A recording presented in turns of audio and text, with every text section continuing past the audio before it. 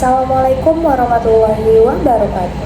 Perkenalkan, nama saya Dinda Fajar Syairani dan di sebelah saya Grace Angelica, biasa dipanggil Cia. Baik, jadi hari ini kita akan diskusi untuk tugas kuliah tentang Istana Siak dari virtual tour yang sudah kita lihat. Betul, kita juga akan membahas aspek matematis dan hasil konstruksi soal. Oke, yuk kita mulai aja. Menurut informasi, Kesultanan Siak berdiri pada abad ke-18, tepatnya tahun 1723, didirikan oleh Raja Kecil atau Sultan Abdul Jalil Rahmat Shah. Betul, awalnya pusat kerajaan berpindah-pindah sebelum akhirnya menetap di Sri Siak Indrapura. Kerajaan ini kemudian berkembang jadi salah satu kerajaan Melayu yang cukup berpengaruh di kawasan Sumatera Timur. Dan yang menarik, Kesultanan Siak punya hubungan erat dengan kerajaan-kerajaan Melayu lain, bahkan juga menjalin relasi dengan Belanda dan Inggris. Iya, itu sebabnya Siak bukan hanya pusat kekuasaan lokal, tetapi juga punya posisi yang strategis dalam politik dan perdagangan internasional. Nah, khususnya untuk Istana Siak sendiri dibangun pada tahun 1889 oleh Sultan ke-11, yaitu Sultan Syarif Hashim Abdul Jalil Syaifuddin. Benar, pembangunan istana ini menandai masa kejayaan Siak. Tujuannya untuk menunjukkan kekuatan dan kewibawaan kesultanan. Menurut catatan sejarah, pembangunan istana ini melibatkan arsitek dari Eropa. Makanya ada sentuhan arsitektur Eropa yang kental di dalam. Selain itu, istana ini juga diberi nama resmi Aseraya Hashimiyah. Walaupun masyarakat lebih sering menyebutnya Istana Siak Sri Indrapura. Oh iya, aku baca juga bahwa istana ini memiliki 3 lantai. Lantai yang pertama untuk aktivitas pemerintah. Lantai kedua untuk tempat tinggal sultan dan keluarganya. Dan lotengnya digunakan untuk penyimpanan barang-barang tertentu loh. Kalau dilihat dari virtual tour, bangunan istana ini sangat unik. Ada perpaduan budaya Eropa, Arab, dan Melayu. Betul sekali, dari Eropa terlihat pada bentuk jendela besar dan desain pintu yang tinggi. Dari Arab terlihat pada ornamen kaligrafi, dan dari Melayu juga terlihat dari motif ukiran khas yang menghiasi bagian dalam maupun luar bangunan. Perpaduan ini menggambarkan keterbukaan Kesultanan Siak terhadap pengaruh budaya luar, tapi tetap mempertahankan identitas budayanya sendiri. Benar, hal ini juga menjadi cerminan bahwa kerajaan Melayu punya karakter inklusif, tidak menutup diri, tapi selektif dalam menyerap budaya asing. Dulu, fungsi utama istana ini adalah sebagai pusat pemerintahan dan kediaman sultan. Iya, selain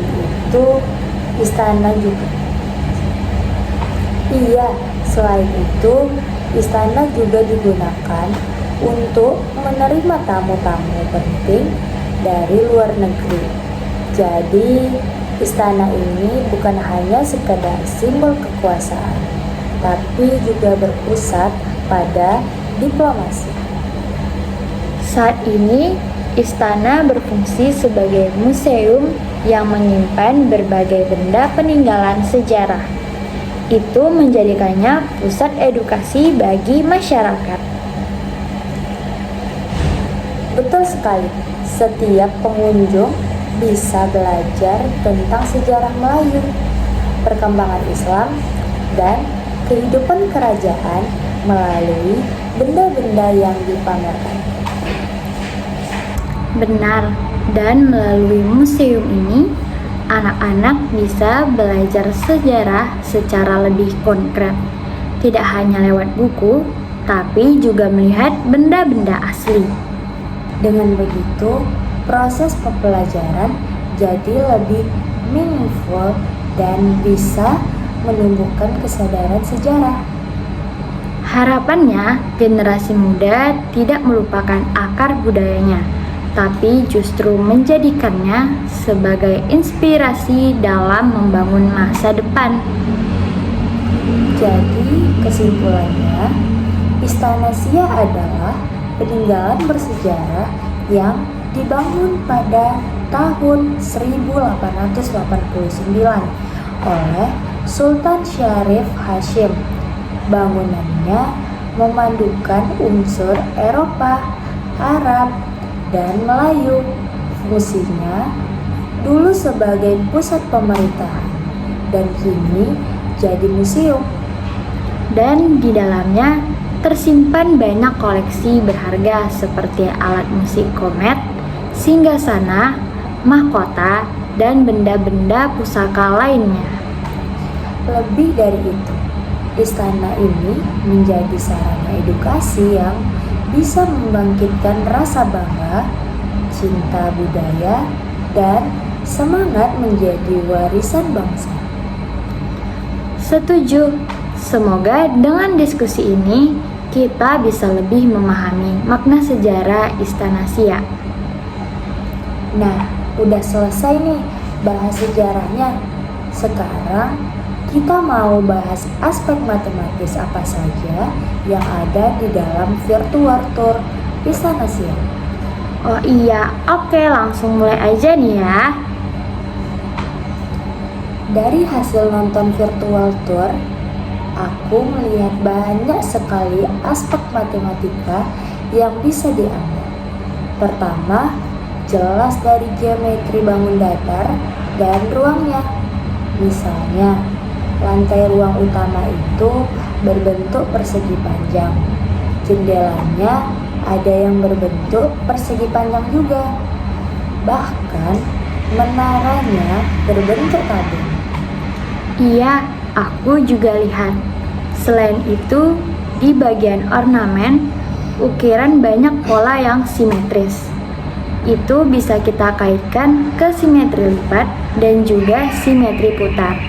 Jadi, bukan cuma indah dilihat, tapi juga punya konsep matematika. Betul. Terus ada juga aspek pengukuran.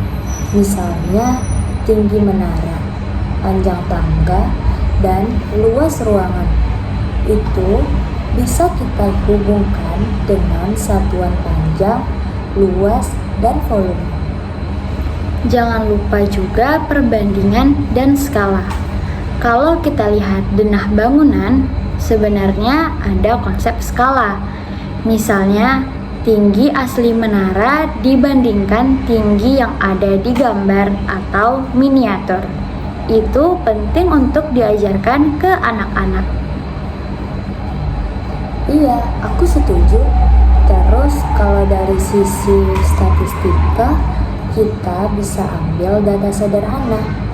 Misalnya, menghitung jumlah pintu, jumlah jendela, jumlah ukiran, lalu disajikan dalam tabel atau diagram batang.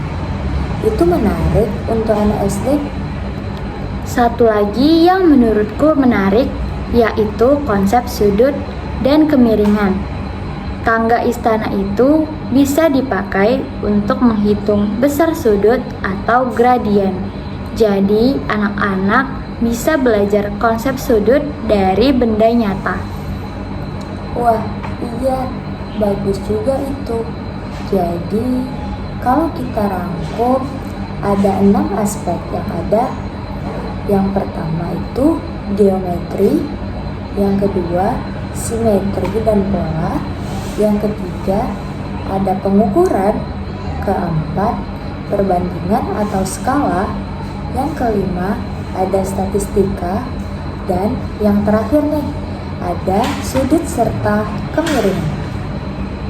Nah, sekarang kita coba bikin soal atau aktivitasnya ya. Oke, aku mulai dulu ya. Misalnya untuk geometri bangun datar, kita bisa kasih soal seperti lantai ruang utama Istana Siak berbentuk persegi panjang dengan ukuran 20 meter dikali 15 meter. Jadi, hitunglah luas dan kelilingnya. Bagus. Nah, kalau untuk simetri, kita bisa ambil contoh ornamen jendela yang berbentuk bunga. Soalnya bisa seperti sebuah pola bunga memiliki 8 simetri lipat dan 8 simetri putar.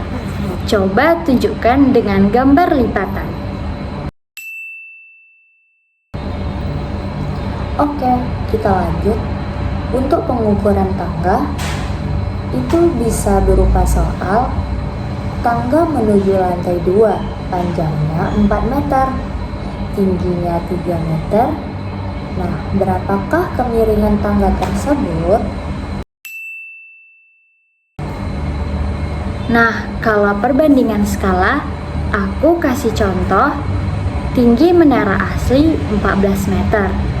Jika digambar dengan skala 1 dibanding 200, berapa tinggi menara pada gambar? Mantap ya. Kalau untuk statistika, kita bisa menggunakan soal hitunglah jumlah jendela 12, pintu 8, dan ukiran 20. Di ruangan utama ini, sajikanlah dalam bentuk diagram batang. Dan yang terakhir, soal sudut kemiringan. Bisa dikaitkan dengan trigonometri sederhana.